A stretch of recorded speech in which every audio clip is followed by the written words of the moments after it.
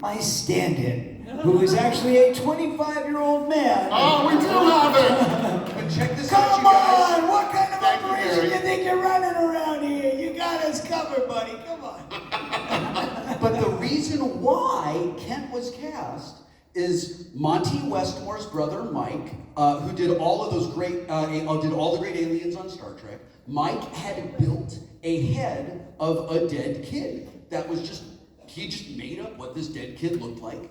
Built this head. They shipped it up to Oregon in a box like the Ark of the Covenant would go in, and with all, like, for real, with like the straw in it and everything. And when the head comes out, we were like, holy shit, that's Kent. What the hell? They put the head on like a dummy and put it there, and everyone was like, that's a head on a dummy. Put some makeup on Kent. Let's go.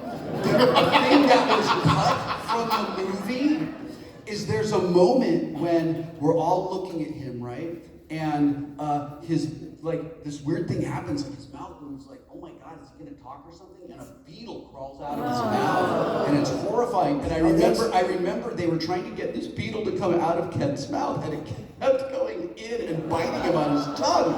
So they ended up giving How do I not remember that? They ended up giving him some kind of very high-proof alcohol in his mouth, maybe just to like settle him down too. And that was supposed to make the bug come out. Wait, to get the bug drunk or to get him drunk? Maybe a little for both columns. And then to get the bug to finally come out. And I remember Ken laying there and he goes, hey, I just wanted to pitch an alternative to this. Could we do like snake slithers across neck? And they were like, no, put the bug in your mouth. You're getting an extra $15 today. Say thank you. Because you know why? He was doing them a favor. And then they cut the bug out of the movie, but there's So he did it for nothing!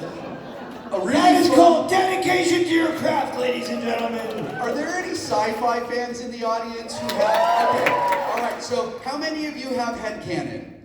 None of you have headcanon? Okay, good. At least some of you do. Headcanon is a thing we sci-fi nerds do, where we find things in the things we love, and we connect them together in ways the creators never intended. Oh, is this like Creepshow? With Yeah. Okay.